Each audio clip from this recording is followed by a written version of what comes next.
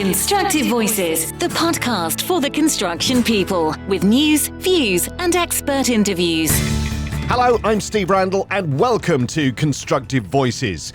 In this episode, we're talking about two things that are never far from the front of our minds: the impacts of climate change and artificial intelligence.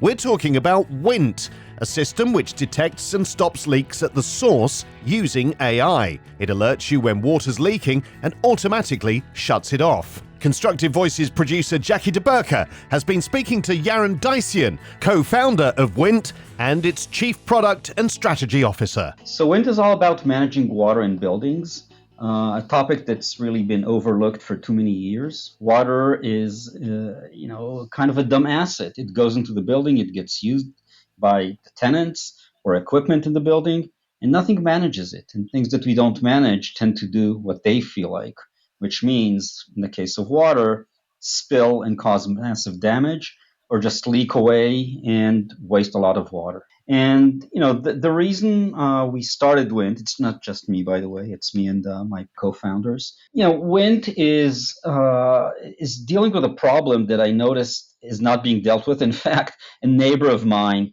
had a water leak in his apartment after having renovated it, and he had to redo the whole thing at huge costs.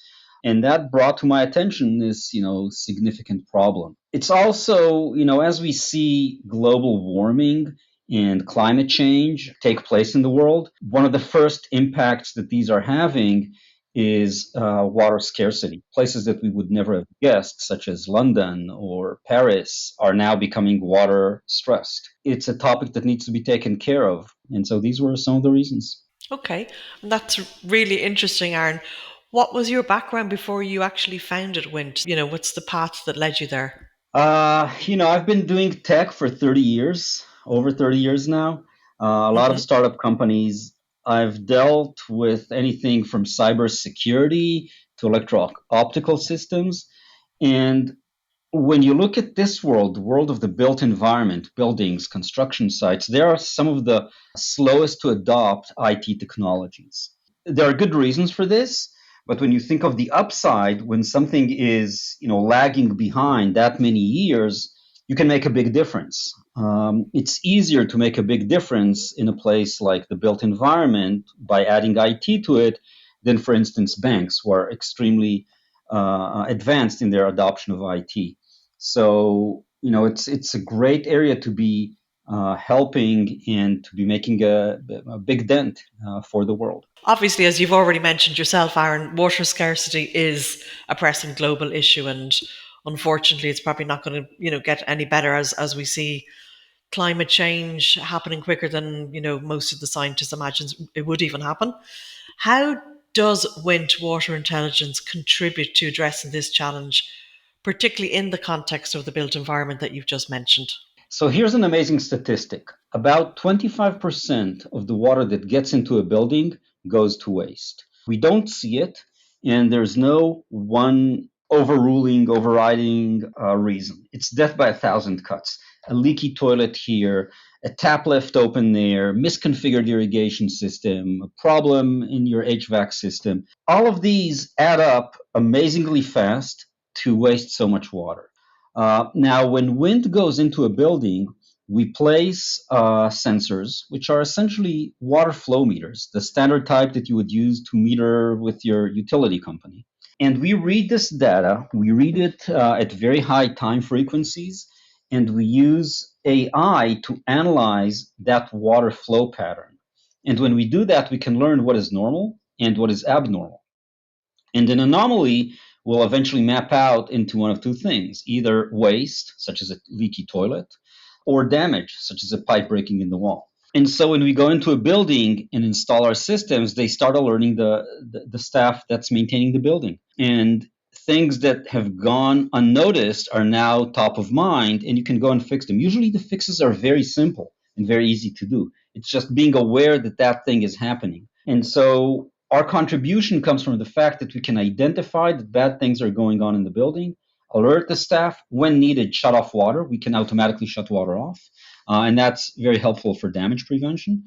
And by just putting all of this stuff in front of our customers' eyes, they can go and take care of it, resolve the issues, and save that much water in the building. So typically, our customers will save about a quarter of their water, reduce their water bills. And by the way, water has a big carbon footprint.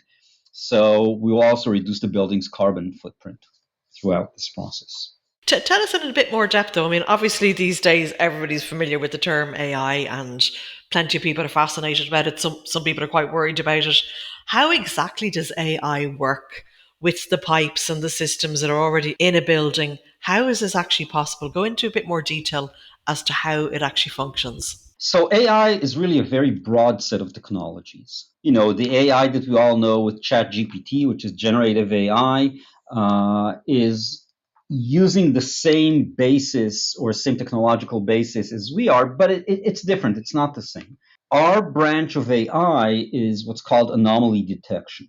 When you do anomaly detection, you look at an environment, you look at a situation, in this case, the water flow in the building, in the third floor, or in the irrigation system, or wherever.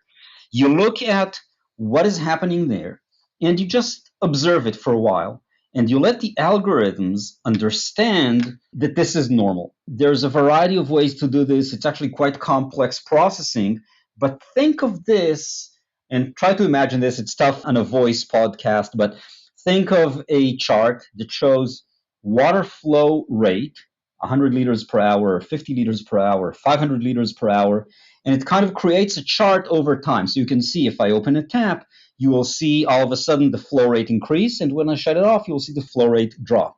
You look at these charts and you let the algorithm, the AI algorithm, analyze them.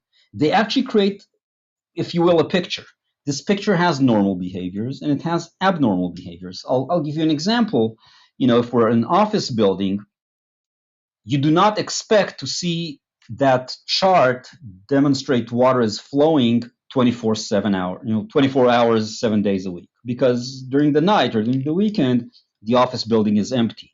So when you initially go in, you will see that in certain times of the day, the flow reaches zero.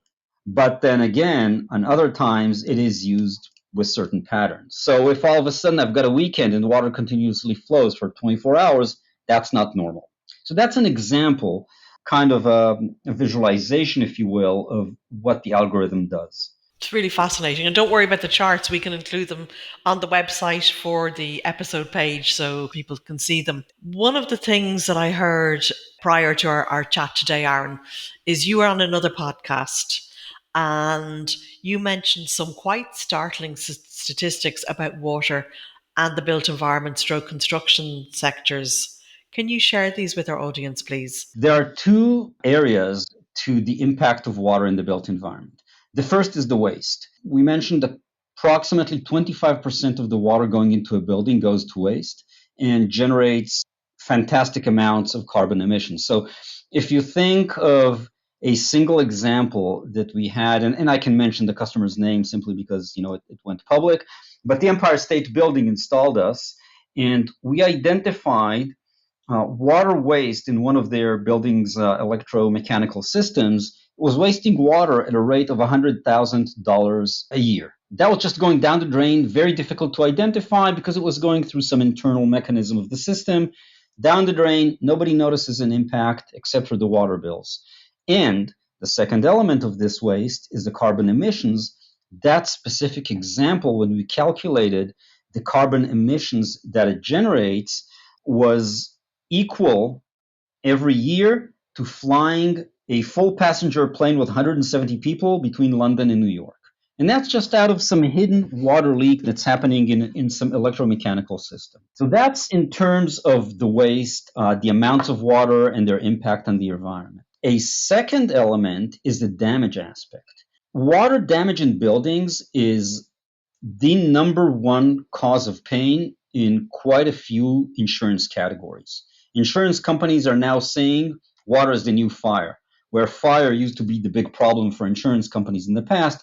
That problem has not been 100% resolved, but has pretty much been diminished to a significantly less of a concern, while water has risen up the list. Water in certain categories accounts for a full 30% of the damages that insurance companies pay for the full category of insurance policies. So, for example, Builder's risk, the insuring of a construction project, suffer 30% of everything, every loss that happens in the building goes to water damage. Think of it, a construction project is a very risky location, right? People may, God forbid, fall off and hurt themselves or Yes. even die. Fires may, there's a lot of stuff that can happen in this kind of location. Yet 30%, a full 30% of insurance payouts come from a pipe that bursts somewhere on the construction site. So this is a very big deal for insurance companies. And they're trying to sort it out and solve it and make it go away, like they managed to do with fire. In the UK, for example, there is a group that's coming up with what's called JCOP, Joint Code of Practice, which will enforce water leak mitigation systems on construction sites so insurance companies know the problem is being dealt with and do not need to pay out more than is required. On operational buildings, a building that's already inhabited, it's also a very big problem, being the number 3 most common source of issues for insurance or claims. So if you look at it, water has 2 sides to it. One, it gets wasted. With water stress, that's obviously not a desirable thing. And it also has that insurance impact. Finally, if you've ever been in a building or in an apartment or a house that suffered significant water loss, you do not want to be there again. I mean, the damage, it's like a silent killer. You get back into the facility after the leak has happened, the damage is phenomenal. Sometimes walls need to be torn down, carpets need to be pulled out, equipment, it's extremely painful. I guess you're talking about the likes of the kind of molds that can be formed after leaks such as that. That's exactly right. And they're extremely difficult to get rid of. Once they're in the wall, it's terrible, especially in Well, wood buildings, but in general. there's so many aspects, obviously, from how you're describing, Yaron, so many aspects to WINT. Sustainable construction obviously involves balancing environmental concerns with economic concerns, which is probably one of the biggest challenges at the moment, as we try to shift and fight against climate change. How does WINT strike this balance, Yaron, and help construction projects actually become more sustainable without compromising their financial viability? Yeah, I mean, I think that's one of the nice things that we're really proud of. The solution brings a combination of sustainability that essentially pays for itself with even some money left, after all the math is done. So on the sustainability side, we reduce water waste, we reduce the carbon emissions.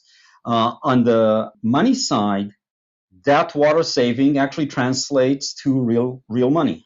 So most of our customers will actually see a return on investment coming from just the water savings. There's obviously also savings that are more statistical in nature and a little bit more difficult to quantify or estimate, which is the damage of the prevention of damage, because how much damage and what would be its cost would have occurred had we not protected the building is a very difficult question.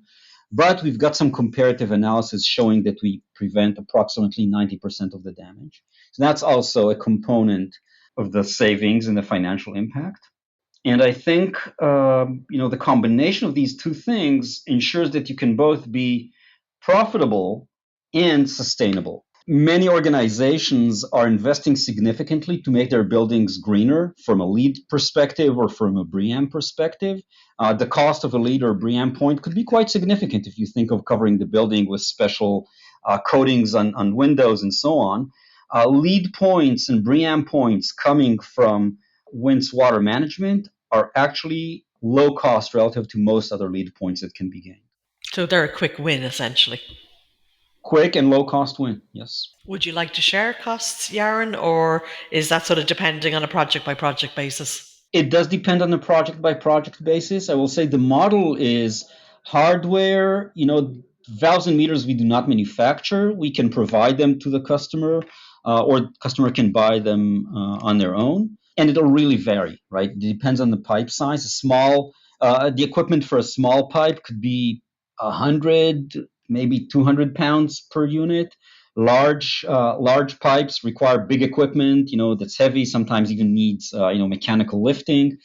So these things could go for thousands of pounds. It really depends. When we go into a project, we will map it out and recommend what type of systems are needed per that project's plumbing system. In terms of the ongoing fees, they will be at the tens of pounds per month per system. Okay, it seems very economical. Obviously, once you get your infrastructure in place at the beginning, which is a little bit like a solar system, isn't it? Your outlay is there at the beginning, and then the savings can be very, very worthwhile as you go along. Yep, exactly. Now, next question: where is WINT operational at the moment, Yaron? We directly have offices in the US, the UK, London, and Tel Aviv. We have partners in other regions of the world, so UAE. We have partners in Dubai and Abu Dhabi. We have partners in Singapore. We are starting to operate in other European countries. So we're actually quite international at this point. Excellent. Okay. Now, one thing that popped into my mind, because I am very curious about technology, how does the technology adjust on a construction site? That's something that's much more, at least in my mind, it would be more challenging to find out the norms and then spot, because the construction site obviously is changing as construction proceeds. Yeah, it's a really good question. Construction sites are more hectic than a standard operating building.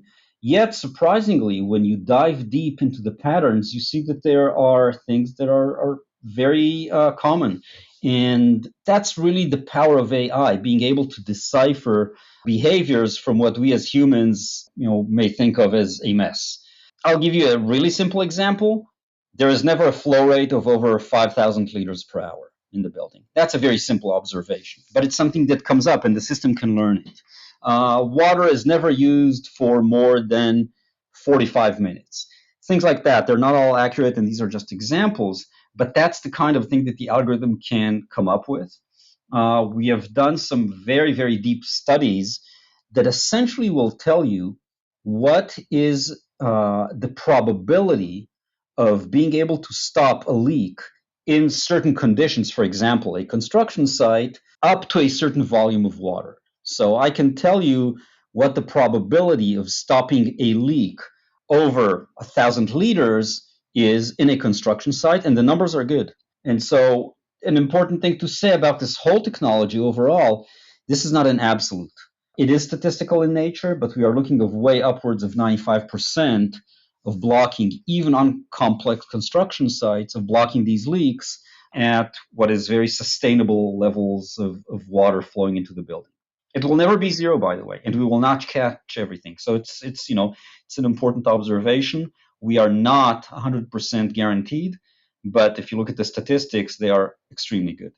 Okay, that's really interesting. And Yaron, one other question comes to mind, because I do work a lot on a computer, and therefore I'm very curious. With generative AI, they talk about, obviously all of its benefits, but they also talk about, some of the experts, that it is prone to lying from time to time. Is that the case with anomaly AI? And I don't think I've said that very well, but you know what I mean. Yeah. I mean, the term they like to use for generative AI is hallucinations. I mean, the Okay, thing that's will true. Yeah, hallucinate, and I've seen crazy situations where they ask a question about a person, tell me about that person, and all of a sudden, the thing makes up a story about him being a criminal and crazy things. And so it's not relevant in our world. In our world, the world of anomaly detection, this is really not even a possibility. It's a world where you try to identify the anomaly and you do so with a success level. But at the end of the day, if you think of it, there's no room for a hallucination. At the end of the day, the system will tell you, I'm seeing a leak or I'm not seeing a leak, and that's it. It won't come up with an elaborate story around that. So the reason for the hallucinations, because you're a technological person, obviously, is overload of too much information to decipher too many different types of information. Why does that happen? It really happens because what these large language models are designed to do is build excellent sentences based on a huge pile of examples they've seen. They are not designed to actually provide correct facts. That is not a design goal. Now they're putting that in, but originally it's not a design goal. The design goal is just to speak eloquently. So, you ask it to speak eloquently about a topic, and it will. It did not check the facts. So you have to be very careful if you use ChatGPT to check for facts. Make sure to double and triple check. I've asked it questions, and I asked it to give me a link, a web link to a reference, and the web link Hmm. always comes broken. And it took me a while to understand that it's not really giving me a web link. It's creating the language equivalent of what seems to be a good web link. But at the end of the Right. day, there's not a web page behind it. So, that's an example. But it really comes from what they were designed to do. Now there's enormous work all over the world happening now to make this much more factual. Hmm. And they'll get there. But think of it, Hmm. we're really in generation 1.0 of that technology. Sure. Okay. So, in comparison to an anomaly AI, it's just programmed to check for what the issues are. No. Correct. I mean, this is a very different type of situation. Take a look at the water flow and figure out, does this look like the typical pattern that you'd see Hmm. normally, or does it look like an anomaly? Yes, no. And of course, you need to do it well. What you don't want happening is too many false alerts or misses, right? Too many false alerts is annoying. Too many misses, wow, I could let Of a building course. drown, and the risk is high. So that's Of that's the course. challenge here. So the challenge with yours is basically getting the balance right for finding what they need to find. Exactly. Fantastic. So I don't know what kind of names you're allowed to mention and not mention, but let's go and talk about some real world examples, success stories about how WINT has helped. Absolutely. So I mentioned Empire State Building. We helped them in multiple types of situations. One was identify a very large wasteful leak that resulted in around $100,000 a year of water waste and the associated carbon emissions.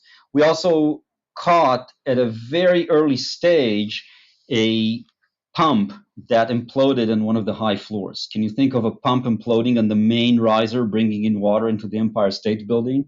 Think of that Wow. imploding. I mean, the Mm. damage could be phenomenal. We Hmm. caught it when the pump was just starting to leak, dripping. We caught it. We alerted the team there. Went and fixed it. So that's an example.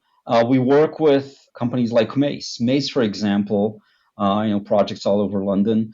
They've essentially standardized with WINT. They've seen a significant reduction in their pain related to water since we joined. In fact, I'm not aware of any water damage incident on any Mace project for the past few years, ever since they started using us. So, no, they've done. I think they should be quite happy with what they've done there. Places like Canary Wharf South Bank, right behind the London Eye, Hmm. high-end apartments. They're using us. Saved water, prevented damage. Quite a few years at this point. And the list goes on. We have hundreds and hundreds of enterprise customers. We have 10,000 systems deployed. Anything from multi-tenant apartment buildings to commercial buildings to construction sites. So yeah, you've mentioned Mace obviously are they have a good reputation of being leaders when it comes to sustainability. So I'm not that surprised that they're one of your clients, obviously. From the insurance perspective, is there recognition already at this stage by insurance companies about WINT? Absolutely. There's pretty significant recognition. I can say some insurance companies are mandating WINT for high risk projects. Others are providing incentives in the form of premium reductions or reduced deductibles. And one of the amazing things is because water has become such a big deal, insurance companies have been raising deductibles to pretty scary levels. It could be $250,000 to £500,000 per incident, which means that in many cases you're simply not insured against water damage. And so when WINT is deployed, quite a few insurance companies will provide a reduction in both premium and reduced deductibles. We also have partnerships. So we have a partnership with HSB Munich Re. HSB is a daughter company of Munich Re, one of the world's largest insurers. And they have basically come out with a warranty program. So they will warrant that WINT operates and detects leaks, and if we miss, they will pay. And the warranty is not too expensive. and it covers, those 500,000 or 250,000, whichever is relevant in your deductible plan. So to us, that was a very, very big event because, first of all, we can provide this benefit to our customers. And also, it shows that a very large insurer who is very capable and they've done their technical due diligence has essentially agreed to put insurance money behind WINT's technology and algorithms. So it's kind of a sign of what people think of us. Yeah, that's really excellent. Now, you're obviously that's been a partnership that you're delighted about, and why wouldn't you be? Are you involved in any other collaborations, particularly when it comes to advancing sustainability, which is one of our, kind of pet themes here on Constructive Voices? Absolutely. If you look at some of the annual sustainability reports coming from some of our, primary customers, water has become a big deal. So if you look at HP, Empire State Realty Trust, which is the parent company of Empire State Building, large pharmaceuticals, many of these organizations are now making water sustainability a top priority. So carbon is always number one. Water is typically number two. And you can see that in many of these organizations' reports. So, water sustainability and the benefits and the savings that we provide them are becoming quite a significant thing. I think generally, the world has been focused over the past few years and probably will be for the next many years on carbon prevention, because that's, dealing with the root cause of global warming. But there's also the adaptation aspect. So global warming is happening. We need to reduce it, but it will happen. I think that's kind of a common wisdom these days. And so how do we adapt when one of the major impacts of global warming is water stress? That is becoming a major area of focus, and many of our customers are working on that. Where do you see WINT, let's say, 5 years from now? Given the importance of managing water properly in buildings, I believe that it will become a standard. If you think, 100 years ago, there were not elevators and there were not sprinkler systems in buildings. Now, you wouldn't even give it a second thought of, should I install an elevator or a sprinkler system? And I think water management in buildings is going down that path. We're already seeing that. So while most of our current customers have retrofitted WINT into the building, we're already working with quite a few customers who have that forward-looking thinking, and they are putting water management equipment into the design of the building.